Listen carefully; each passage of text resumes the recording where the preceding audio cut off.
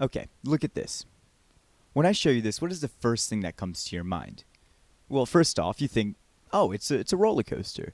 Then you probably think they're fast, they're scary, they're tall, they're thrilling. Now, this room's big enough. There's enough people in here. I guarantee at least 3 of you thought they're unsafe. Let's talk about that for a second. Coasters being unsafe. One of the biggest stereotypes when it comes to roller coasters are them being unsafe. People thinking they're endangering themselves when they go to ride roller coasters. Well, today is going to be all about roller coasters and their safety. By the end of this, my goal is to have you guys getting on a coaster with confidence about your safety. Let's get started, shall we? Now, this topic is so large and so vast, and with my 8-minute time limit, it means we should have started at least 5 minutes ago. I'm going off of one main topic, roller coasters, and why they are safe. Now, we'll be splitting that up in different subcategories that we'll be covering. First up, we'll be covering why you will never fall out of a coaster. Secondly, we'll talk about why coasters don't crash and what keeps them from crashing. And then, we're going to put that all together and talk about how everything works in general. So, let's begin this crash course. No pun intended. There are so many different ways and methods that coasters use to hold riders in. Like, a lot. Today, I want to talk about methods of locking these restraints. And there's only 2. The first one, the older of the 2, is the ratcheting method. And the second, which is newer and much more modern, the hydraulic method. And before we really start getting into the nerdy stuff on how all this works, I'm going to be using coasters from our local amusement park, Hershey Park. Anyway, you go to an amusement park, you get on a roller coaster to which you pull down your restraint, and you start hearing this clicking sound. Well, that's this. Now, the major coasters that use this method at Hershey Park are Candemonium, Great Bear, and Lightning Racer, just to name a few. Like I stated before, when you start to pull down on the restraints of these coasters, you start to hear this clicking sound. Now, it's a quite simple but really safe design. All that is, well, it's just a cylinder with grooves and a pin that's locking in the grooves of that cylinder. When the restraint wants to release, well, then the pin just disengages with the cylinder, allowing your restraint to be raised. Hydraulics, on the other hand, well, they aren't as simple, you see. Here, let's have CoasterBot explain it. Hydraulic restraints, on the other hand, work by using hydraulic fluid and a piston. The restraint itself is connected to a cylinder full of hydraulic fluid which has a piston in its center. Tubes allow the fluid to flow from one end of the cylinder to the other through what is known as a check valve. This valve allows hydraulic fluid to only travel from the closed end of the cylinder to the piston end. As the restraint is pulled down, fluid is pushed through the valve and gathers behind the piston, pulling down the cylinder. As the valve restricts the flow of the fluid, the restraint cannot move up during the ride. Restraints of a roller coaster aren't the only thing keeping you in though. You see, the seat design is also a big part of your safety. Most coasters that we ride have this little nub that's in between our legs. This is really important because the restraint comes down and will almost touch this by meeting it. Now, the point of this is to keep your body, more specifically your legs and lower torso, in place.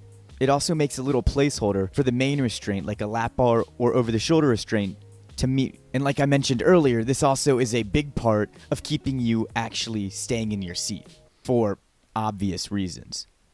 Now, on some specific models of roller coasters, the seat is slightly angled upwards, so the seat bottom and the headrest make a slight acute angle. Take Skyrush, for example. So the seat design of Skyrush is actually super cool and really different. If you look at it, the seat is actually angled more like this. So when you sit in it, the lap bar comes down, it's clamping them in a way where they're angled like this. You're ensured to stay sitting in a proper seating position. Now, the final thing that keeps us from falling out of a roller coaster is height requirements. If you are too short to ride a roller coaster, then you don't want to ride because you could risk being ejected. That's just common sense. But there is also something like being too tall for a roller coaster. Take Pantheon, for example, at Busch Gardens Williamsburg. There is a height requirement for being too tall for this coaster. Anybody who is 6'4" and above can't ride this coaster because of the near miss underneath the drop. You could risk slapping that support at a very high speed. Alright, we talked about how you will never fall out of a roller coaster. Let's talk about why coasters don't just crash into themselves. Now, there's one thing that essentially allows a roller coaster not to crash. It's called a block zone. And there is only one person that I can think of who loves block zones more than anyone. Take it away, Ryan. For those of you who are unfamiliar, a block zone is a section of ride that only one train may occupy. At the end of a block zone is the method to stop a train in case the block zone ahead is still occupied. This is the safety system that prevents roller coaster trains from colliding with one another. Now, in theory, I could use literally any coaster ever built because every single coaster has block zones. I'm going to use the new for 2023 Wildcats Revenge because of how visually helpful Wildcat's block zones are. Now, Wildcat has 4 block zones: the station, the pre-lift, which also includes the lift, the layout and main brake, and unload. So, how do these block zones work, you might ask? Now, block zones work as this sort of chain reaction. Let's look at Wildcat, for example. The train at load gets dispatched. The train from unload then advances into the load station. Sometimes when the crew's moving fast enough, both trains will actually move at the same time.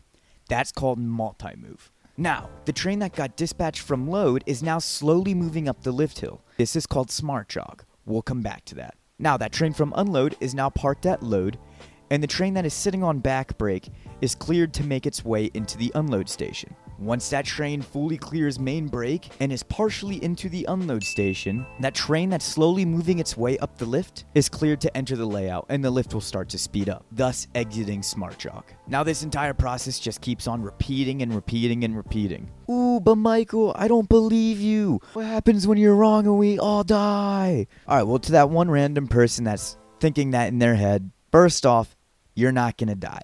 There are so many specifics and so many statistics about coaster safety, I just don't have time for that. Here's some of my favorites. Okay, back to business.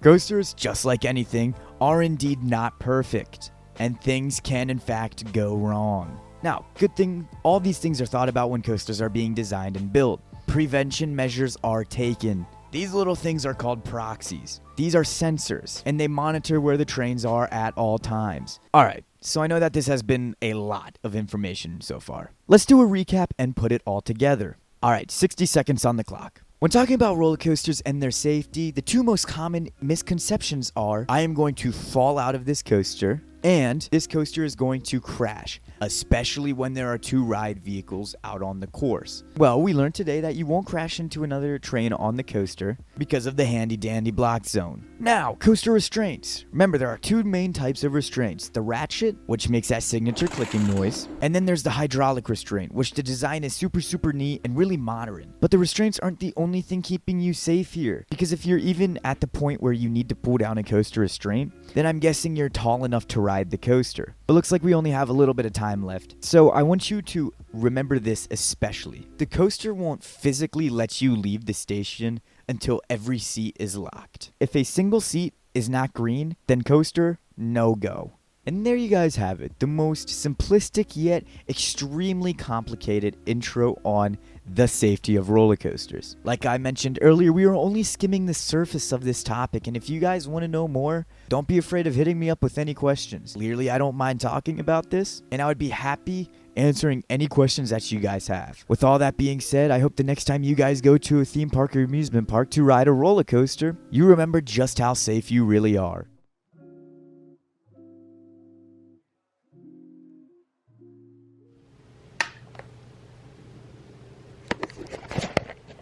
Nerd.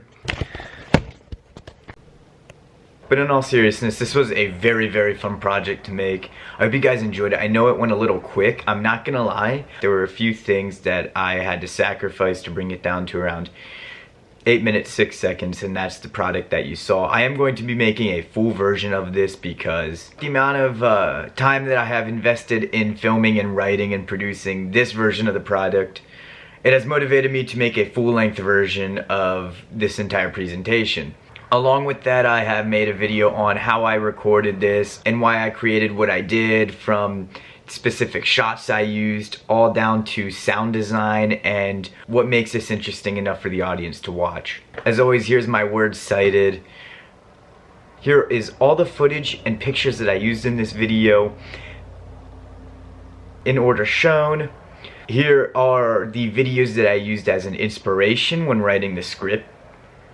And I want to say a big thank you to my friend Ragai, who let me use some of his footage of Wildcat. All the super niche, really pretty shots that you saw in this video were taken by him. Other than that, I know we went a little fast, but I hope you guys enjoyed. And if you're really confused, give it a second shot, watch it again.